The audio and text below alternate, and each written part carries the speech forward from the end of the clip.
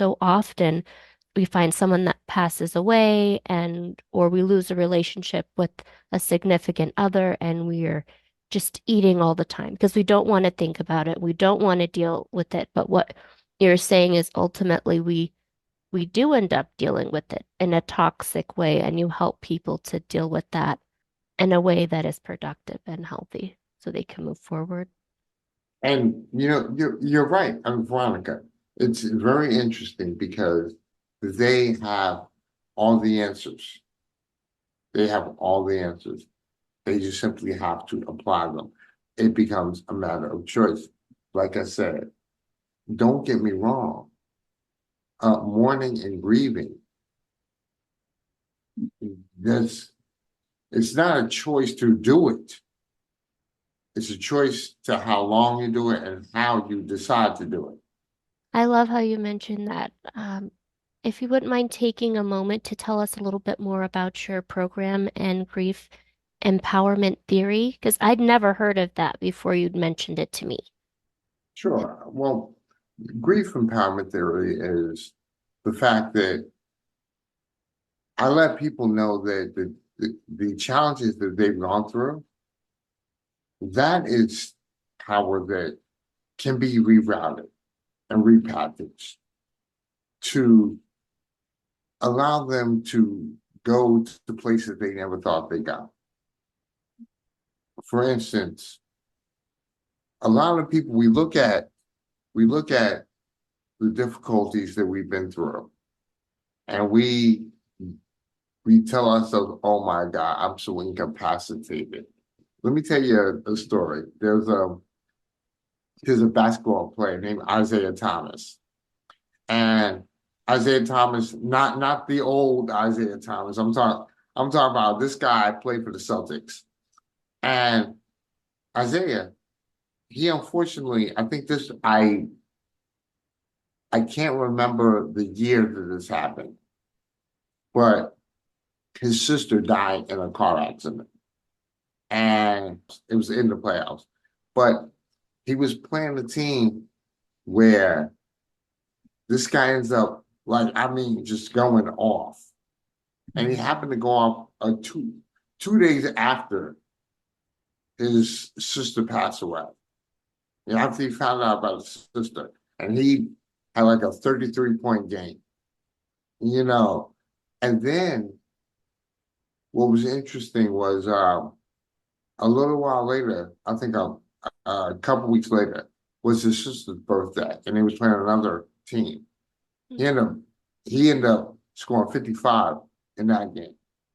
And the point that I'm making is that we can use the challenges to stagnate us, to anchor us down, because life will give us a reason. Or we can make the choice to use the energy because there's plenty of energy all around. We can use that energy and it can drive us forward. We can use the pain of it, the difficulty of the circumstance, and reroute it so that it's it's progressing us in some way, shape, or form.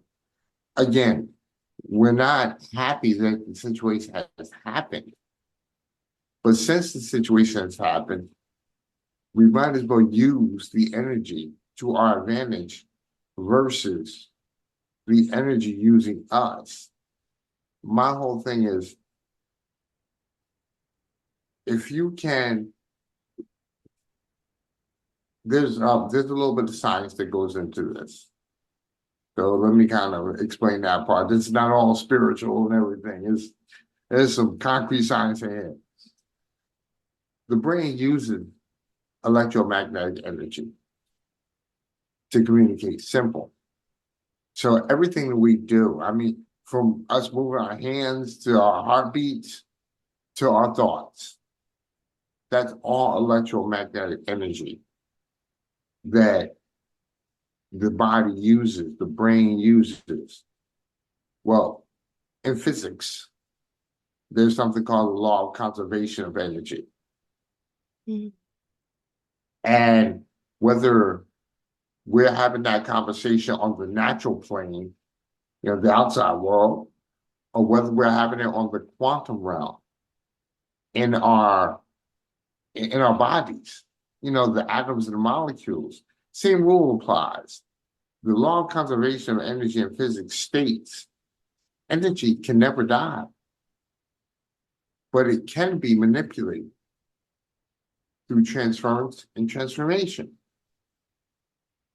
Well, if the body, the outside world, if all these things can be manipulated, then that means what is our spark for manipulation? For us, for humans, it's our thoughts. We have to think that we're going to make it happen. Because if we think we're going to make it happen, we will lead our minds more in that direction. If we think that the grief is going to overtake us, then our mind will go in that direction. And a lot of a lot of scientists want to make that a mental brain issue. And it becomes one. It can become one. But it starts as an emotional circumstance. Mm. So if we can address the emotional aspect of it, we may be able to reduce or even mitigate the mental aspect of it. And that's the whole thing. And now, with that being the case, that person has the choice to how they want to memorialize or grieve. Do they want to constantly be in a situation where, oh my God, this has happened, I can't get out of it? Or do they want to say, you know what, this has happened, but from here, I'm going to do something in honor of my loss. Maybe I'll build a foundation. Maybe there's a lady named Rosie Swallow. This lady, at 60 years of age, she ran around the world a 5-year run, collected over $250,000 or pounds, British pounds. And this was in response to her husband dying of prostate cancer.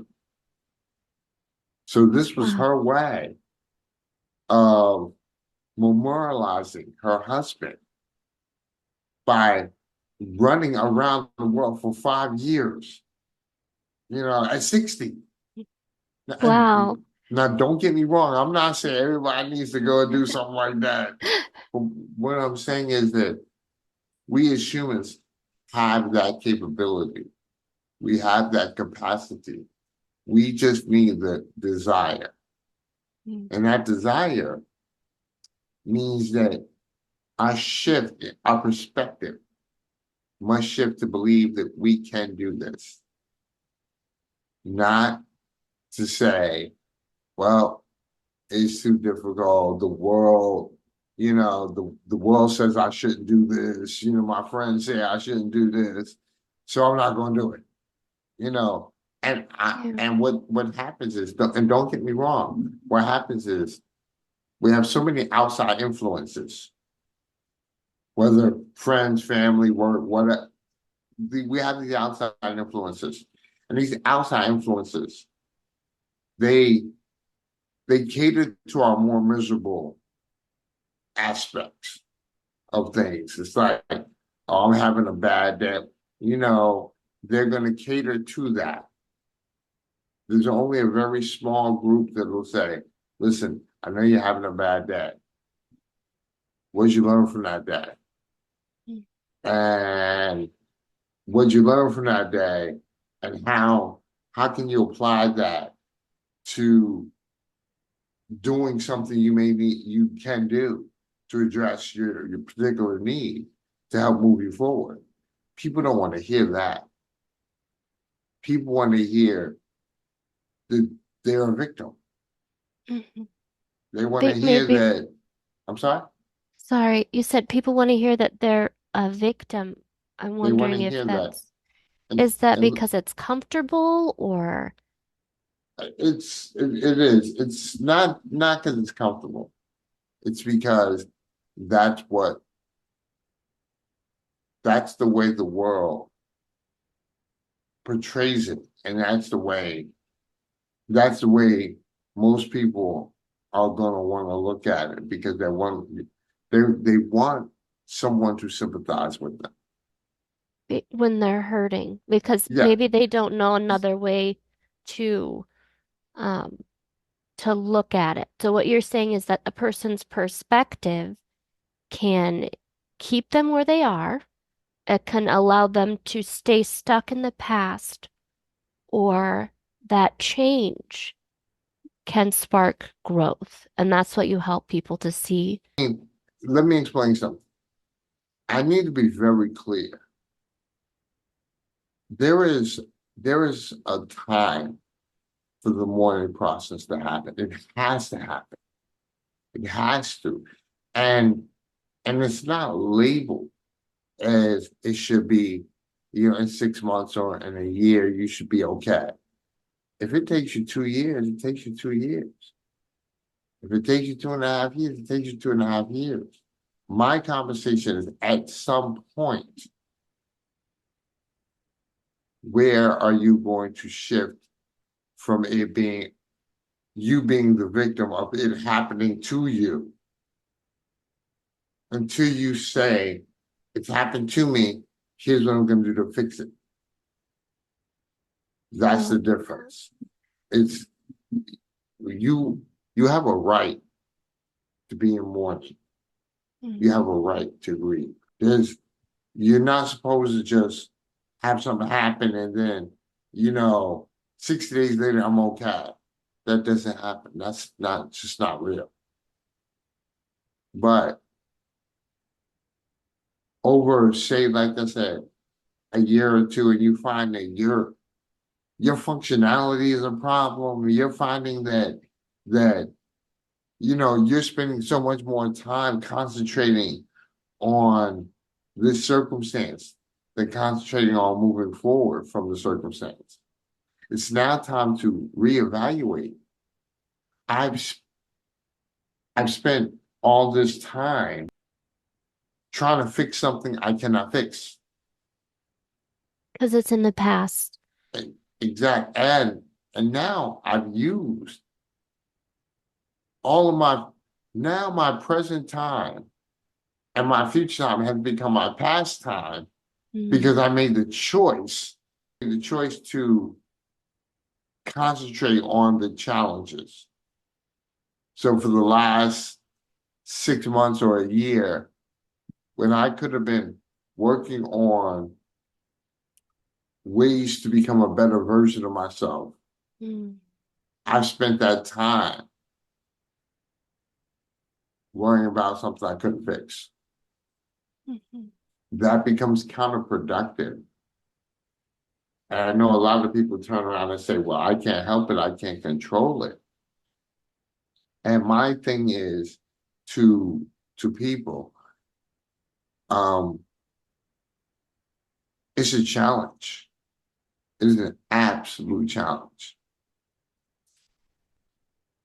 But we can control the way that we think. I love You that. know, now acknowledging what the situation is, that's different than sitting there and making the choice to stay in its gravitational pull and allow it to keep you down versus saying, I know it's here. I know I've dealt with this. I know. What did I learn from it? Mhm. What did I do? Like, even when someone unfortunately passes away, someone you care about passes away, you know, in some situations, say it's a spouse, one spouse has to learn all of the roles that the other spouse used to do.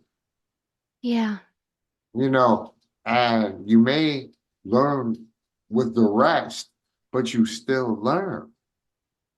And instead of being upset that you learned it because your husband or your wife is not here,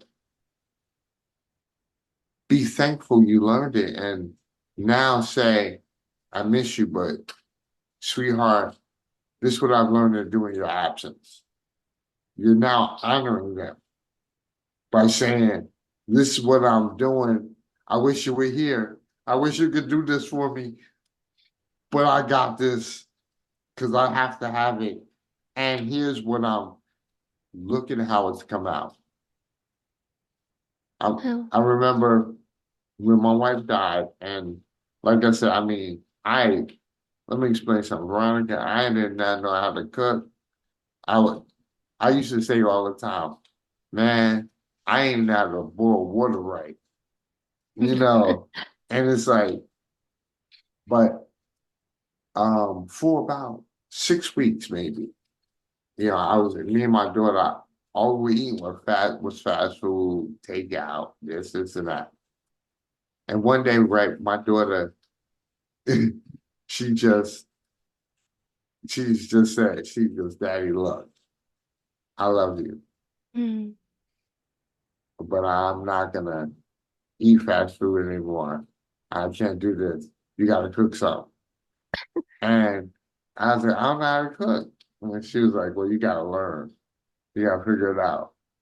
So, we ended up making tacos that night. That was the first Together? meal. Yeah, that was the That's first meal. beautiful. And you know what?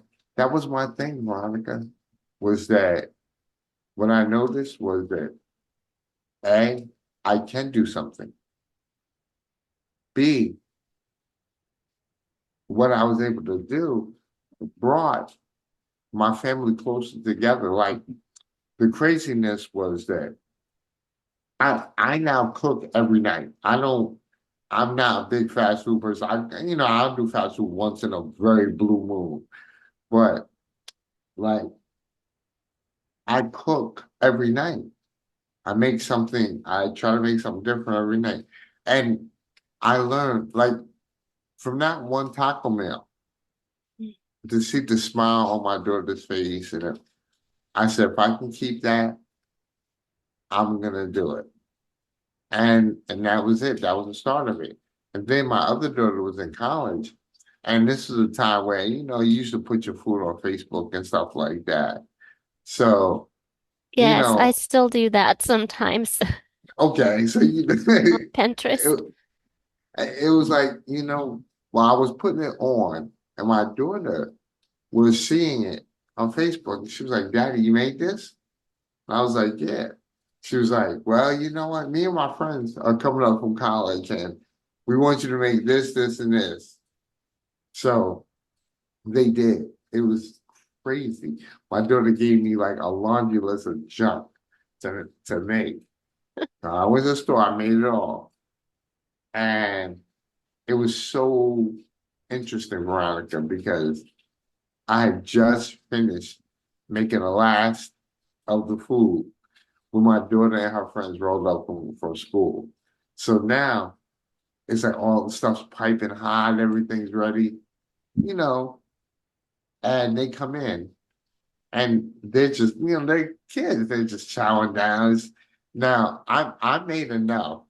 Well, I thought I made enough to let them take some stuff back home, back down to school. They ate it all, Veronica.